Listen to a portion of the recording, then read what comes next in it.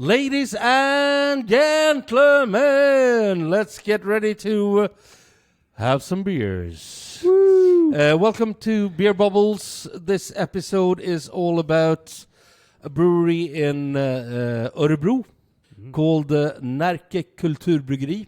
Yeah. I actually had a tasting with these guys last Saturday, and Berit and Jörgen and Emil was here. The three guys who actually work at the brewery now, and it was amazing. First off, quite a fucking setup, I would like to say.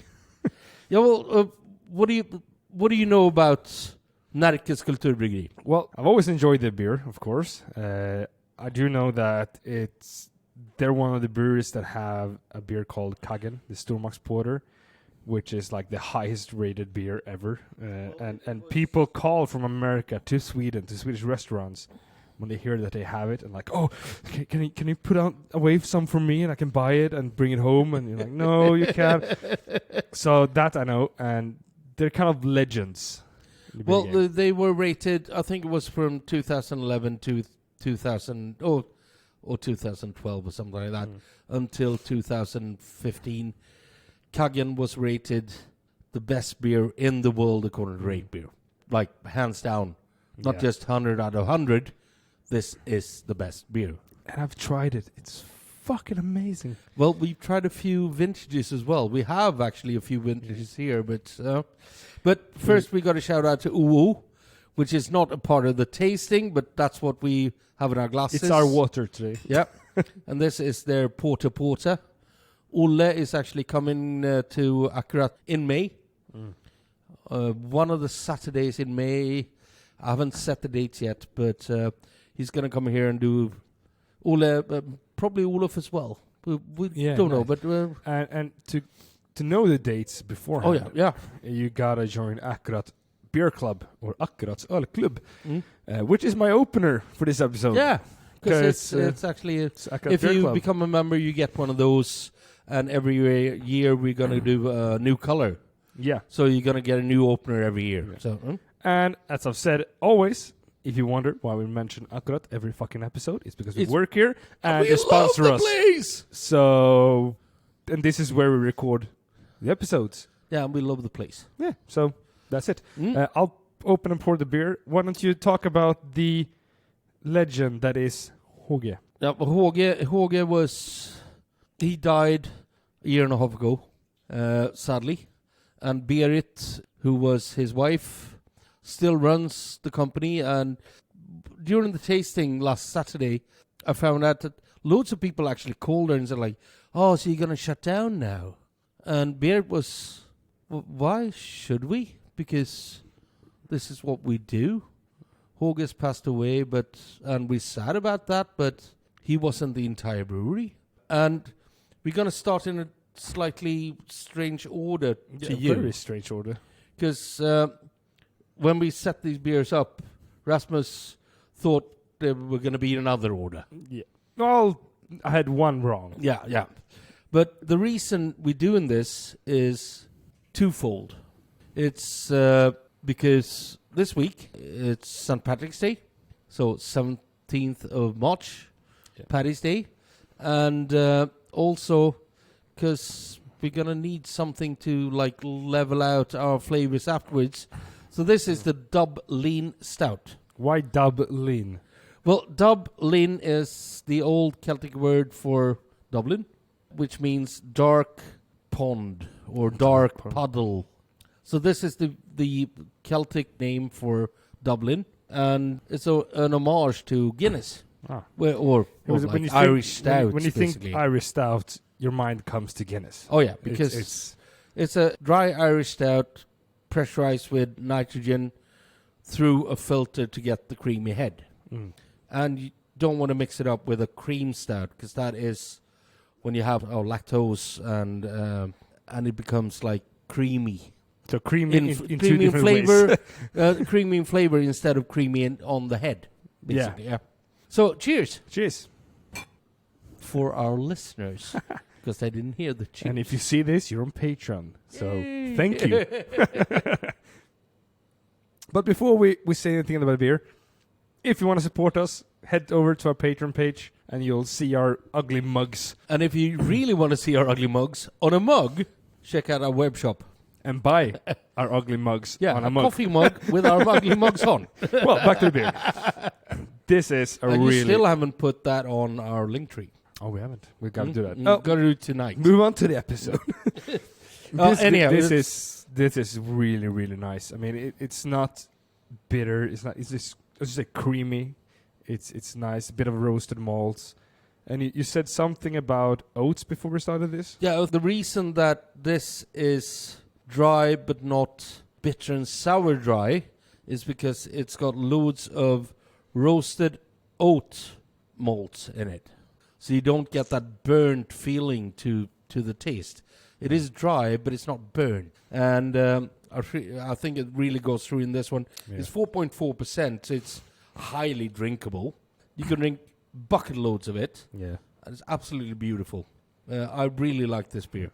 And now when I've tasted it, I kind of understand why you took it before the other one. Yeah. Because in my mind, a lager comes before a stout. Like that's the usual rule, I guess. But in this case, I get it. Also, the lager is a bit more stronger, and it probably has more hops. You know what? This is not me. This is actually Berit. Oh, okay. Because when we had the tasting on Saturday, I put them that way around. Oh, you did the same thing? Yeah. And give me shit about it. Oh, of course I do. Oh, God damn it. But then I own up to it anyhow. So, yeah. When we tried them in that order, it just became so clear. Yeah.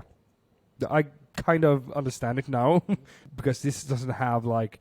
There's no flavors punching out. There's no... it's quite short. It's not lingering. It's... Yeah, you got the flavor left, but it's not heavy on the palate. It's quite light and nice. If you're thirsty, it's a good way. I can open next beer. Keep talking about the tasting. Okay, well. So we're going over to Jante Lager. And in Sweden, there's this you're not allowed to be better than anyone else rule. Well, every country has it, but in Sweden it's called the Jante Lag, or the Jante Law. And Håge, before he died, when he started brewing this beer, he said, if I'm ever going to do a lager, I'm going to do a Jante Lager, because it's not going to be what everyone expects. And this beer is actually quite cool, because it's a lager in the best sense. It's fermented over 2 weeks, and then matured in maturation tanks for at least 10 weeks. Ooh. So this is an expensive beer if you talk about making it, because time is money. And lager should be lagered after fermentation. That's why it's called a lager, because lager yeast actually produces loads of compounds that are not too nice. Sulfur, diacetyl, DMS. But the yeast actually reabsorbs that if it lagers enough. When it stopped eating the sugars, it starts reabsorbing the shite that it produces. Yeah. So it doesn't only produce alcohol and carbon dioxide, produces loads of compounds that you don't want to have in a beer, and that's why lager should be lagered afterwards. So 10 weeks in lying down fermentation tanks. This is not filtered, and still... It's clear as fuck. And that's because it's been in lying down maturation tanks. I spoke to the guys at the brewery, and they said they actually take out the beer about an inch above the bottom of the tank. And they get carbon dioxide from the tank before they get yeast residue, which is weird. But it's because it's so much surface that the yeast can fall down into. All right. Well, I'm intrigued now. Well, cheers. Cheers. That's a good lager. It's malty. It's not a hoppy lager. It's a malty, almost a Hellesen style. Yeah, because it has that like malty sweetness to it, which is not the sweetness you can get when it's just. But it's not adjuncted. It's a weird sweetness sometimes, but this is just really well-rounded sweetness with the malt. Pure malty sweetness. This is pure malt, and the thing is, it's malty in the beginning, but it's really dry in the aftertaste. Yeah. It's not like the sweetness that stays with you. It's not a macro lager. This is a proper fucking lager. I like that. A proper fucking lager. Under the crown cap, it says "Nej, inget blask," which means in English, no, basically, no waterish beer. No crap. No crap. It's no crap, and it's not watery. It's full. And a with 2 dots on it's the beginning of Närke, which is but so and means nah, like no, in Swedish. And the fun thing is, which I realized at the tasting last Saturday, 1 out of every 200 bottle caps has got something else on them. We don't have any of those here. God damn it. But we actually found one at the tasting last Saturday. I can't remember. Why what didn't said, you save that? Because Uffe, one of our regulars, got that one and he put it straight into his pocket and it's like, this is mine. Fucking And Uffe. I understand him. He's upstairs right now. I'll go. Well, now I'm curious. What does he say? I don't know. No, they have 100 or 200 caps. It's actually printed with something else. Does With another slogan. Does any one theirs. of our listeners know what it says? I want to know. Oh, it's different every time. So it's Different every time? They have like 6 or 7 different ones that rotates. Those sneaky bastards. All right. I'm curious. So what do now. you think of the lager? It's really nice. It has. I tend to have a bit of a problem when it comes to malty because I don't like the sweetness. But this kind of malty sweetness, I can fuck Especially with the aftertaste that is Yeah. really dry. Yeah, because a lot of lagers can like stay in your mouth for a long, on your palate for a long time without like, and it becomes like a funky sweetness, if you know what I mean. But And this one doesn't at all. It sticks on and it's like. Yeah, it's a bit it- sticky, like a sticky sweetness. Yeah, but this one doesn't have it at all. But now it takes about 20 seconds and then your mouth goes all dry and Yeah. you go, I'll have another sip. Exactly. So this for me is the right kind of maltiness. I really enjoy this one. Should we try the next one? Oh, so good. Yeah, this one I haven't tried. No, not this one either. But This has been around for a while. talk about it. It's the International. It's a wordplay, of course. It's an India Pale Ale. But it's also a bit maltier than your normal IPA. It's a bit darker. It's got a bit more caramel malt to it. It is... and it's not called an India Pale Ale. It's called an Indie Pale Ale. Because it is like their take on what an India Pale Ale should be. So it's their indie way of doing it. I mean, looking at the color, I feel like an East India type of style. Well, it is a bit like that. I really do like this one. It was one of the first beers that I tried from Närke, just after the one that was called Kurvdil. The fuck did you just say?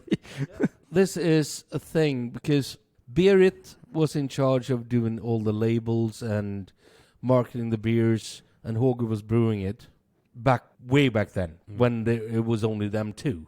And Håge was standing there trying to get this beer through the Lauterton, and he did a beer that was full of lots of oats and stuff, and that it actually became a porridge. So he tried to get all the liquid out and didn't work. And beer came in. The beer I'm talking about was not the one they wanted to name. But beer came in, it's like, we have to name this beer now. And Håge was really agitated and said like, kalla vad fan du vill. Which means like, call it what the fuck you want. That's what you call it. Yeah.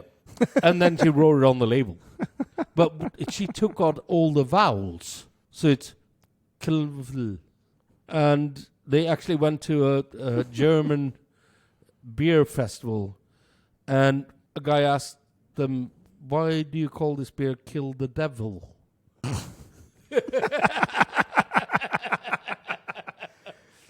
Well, But it's not about this beer. This is an international ale.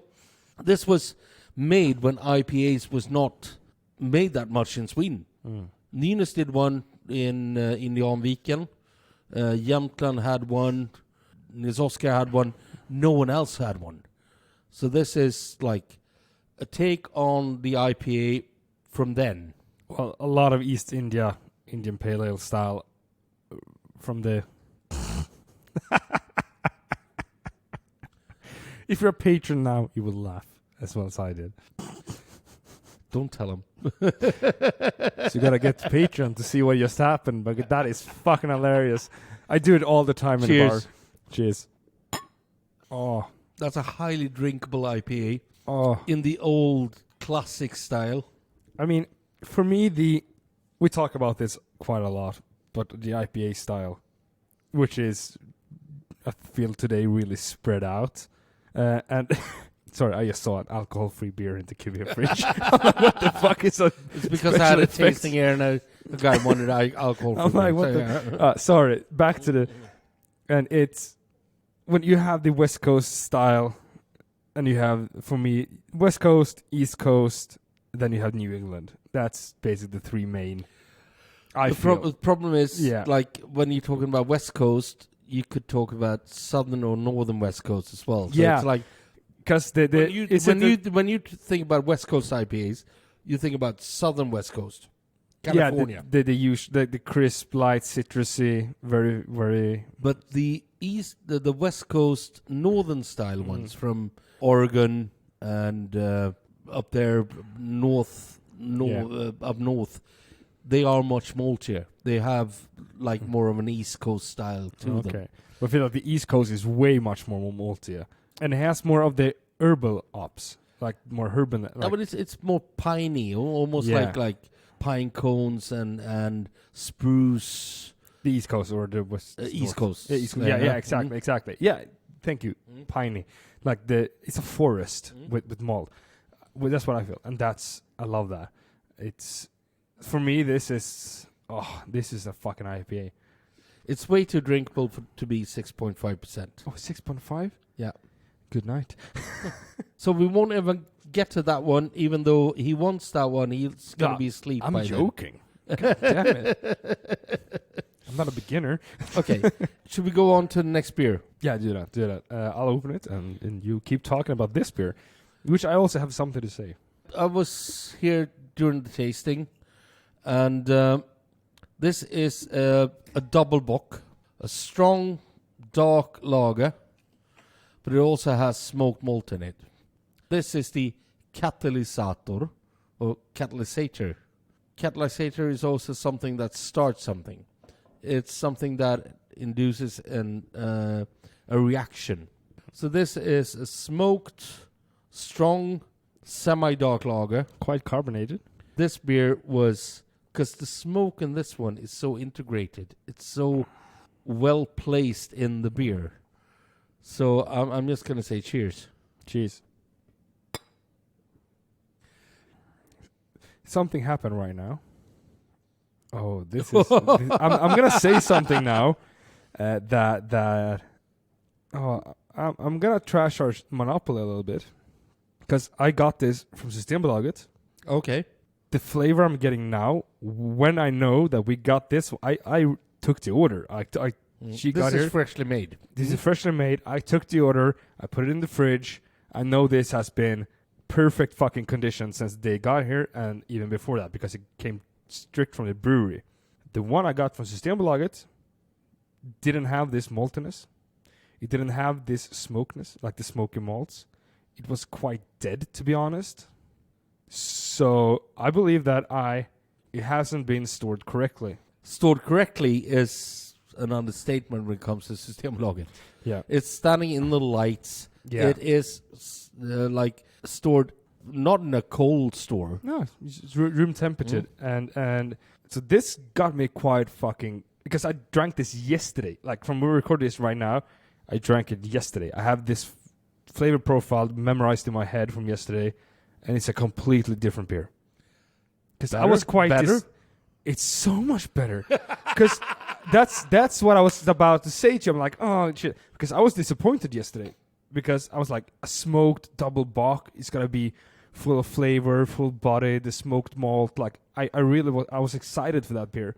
And when I had it, it's just like... It was a mishandled bottle. Yeah. And I'm not going to say it, but fuck Systembolaget. This is fucking amazing. God damn it. Fuck you, Systembolaget. Okay, I have to take that back because I have... Yeah, but no. No, don't fuck Systembolaget. Fuck the system. Yeah, fuck the system. Systembolaget as a store is fantastic. Amazing, but they have to better their storing side, like, because this is the difference here is quite big. Let me tell you, it's quite big. So yeah, this is Rasmus. I love it now. Rasmus, have you been looking forward to this? Since the day I took the delivery. And I saw it, I'm like, oh my god, I want one. So you want a good news? Yeah, we have ordered it, and it's going straight into the cuvée basement. Of course it is. Except one box, which is going straight up to the limited list. When we buy in these crazy things, we have always in our minds that we have to keep some for the cuvée basement. But we also want to show them off. So we almost always buy an extra crate or a box to be able to show it off to people before we store them. This is Kaggen, the newest version, 2022. Double oaked. I'm going to read it off the label. Imperial Stout. Also, it's funny to say it's named Stormax Porter, but it's an Imperial Stout. Yeah, but Stormax Porter it's an Imperial Stout. Yeah. Because in English, if you translate Stormax Porter into English, it actually means Imperial Stout. Yeah. So, Imperial Stout with young honey, which is basically a local heather honey. The heather honey. It brewed the 13th of October 2021. Stored 3 months in hard roasted oak barrels that has been used for cask finish by bourbon. Please share this bottle with some fine comrades or fine friends. It can be stored on bottle for many years. Serving temperature at least 14 degrees. Beer is art since 2003. So this has some honey in it, which I believe will make it... Yeah, young honey. Yeah, heather honey. Huh? Heather honey, yeah. So I think that makes it being able to store a bit longer, because honey it's unkillable. Yeah. But the fun thing with this is when it says double oak, it's matured on casks that is like bourbon finish. And this is wood for reserve. It's not the original wood for reserve casks. It's the ones they use to finish off some of the high-end bourbon in, which are extremely heavily charred. And in American white oak, which is the only way to store bourbon, because it's a federal law in the US, you cannot use them again. But you can use your whiskey or bourbon and move it over to a heavily charred oak cask, and inside the white oak you got a compound that when it's burnt turns into vanilla or vanillin. Vanillin, yeah. Which means that you get more vanilla from the oak. But I have to tell you this, the brewers who stood here on Saturday, they matured it for months and months, tried it every week, and they were not impressed. And they had 5 barrels. So that's 1,000 liters. That's it. And they were like, oh, fuck, this is going to go terribly sideways. And they put it together into a steel tank to mature it a bit longer and then carbonate it. And it just came together. All these 5 barrels that tasted like shit, one by one, ended up being this. And this is... So can I taste it now, or... No, you're not allowed to. Oh, God damn it. I don't give a fuck about it. I don't give a fuck about it. Go ahead. I'll say this is one of the best Kaggens. And I've tried loads of Kaggen. This is one of the best I've ever had. I'm sorry to your listeners right now. I get goosebumps all over my body. I'm sorry to your listeners right now, but the smell of this is fucking amazing. Oh, God. I haven't even tried it yet. I'm still smelling it. I'm getting goosebumps.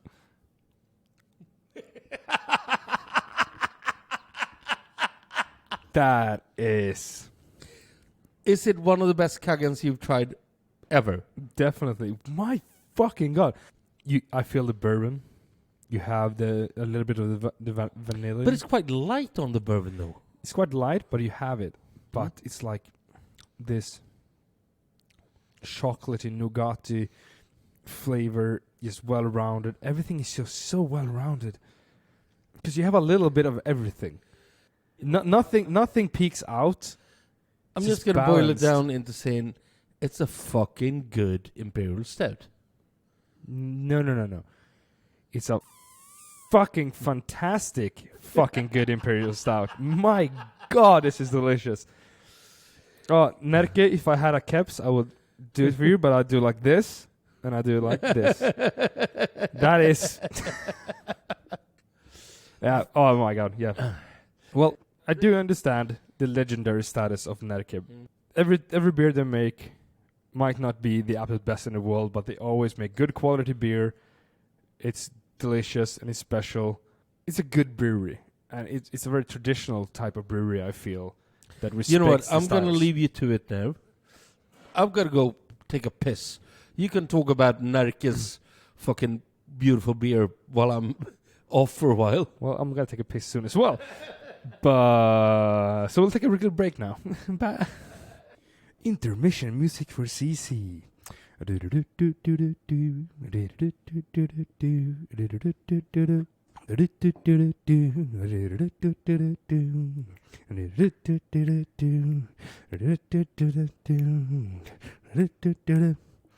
it down. Boom. Rasmus was almost dying during that one. And it is an amazingly good beer. Are you okay now, Rasmus? Yeah. I felt good. So what do you say? I know you've been looking forward to that one. Oh yeah, I'm gonna keep that for a bit. One thing worth mentioning: there's one beer we don't have that was at the tasting, which is Örebro Bitter. Oh yeah, that I feel it's quite not an ESB. It's somewhere between an ESB and a bitter. Well, they call it an ESB. Yeah, and it is one of the best classic bitters ever made in Sweden. So I feel like somewhere in between bitter and ESB, like it's its own thing, I feel. And that one was delicious Saturday when I had one after work. Oh, yep. Really, really good. Well, I actually came up from the tasting. We connected it like about half an hour later or something. Yeah, something like that. And then I stopped working, got off, went around the bar and had one. With me. With CC. Oh, so good. But we're going to wrap up the Närke tasting now. But we have to give a shout out to the guys on your hats. Yeah. Because these guys, we're talking about Närke now, but Stockholm Brewing, we found out the other day that they are going out of business. And these guys are the bomb. Yeah. The last few years, I feel like they got into a place where they started to make really, really, really fucking good quality beer. You know what? Consistency and everything like that. We just had an episode with these guys a few weeks back. We didn't know anything about what was going to happen, though. We met with Ollie, which is a really cool dude. And if you find a bottle of Noble Rot, you can't buy it. You can't. It's out. There's a few left. Not that Bolaget. Yes, there is. I checked yesterday. Oh, they're back? Motherfucker, I need to check again. I need to buy some more. And we are going to have a few Stockholm beers on tap. Yeah. We have some over the next few weeks. But it's really sad to see a brewery like that fall apart and closing down. And we sincerely hope that they will get it all back together and start a new venue, because these guys are not just good at what they do, they have heart and soul, and they're good people. They really are. So, to not end this episode on a sad note, I'm going to ask you a question, CC. You're about to die. Yeah. What's the last beer you're having? The one in front of me. I'm going to answer exactly the same. Cheers. Because this is the drinkable. Double O from Närke, one of the best. It is the best beer I've had this year. Yeah, definitely. It's only March. I could get convinced to get something better, but Try us. That Try will be a us. hard try. I tell Try you. us. Cheers, guys. Cheers. And if we had this as the last beer, I would die happy and drunk as fuck. And guys, whatever you do, drink better beer.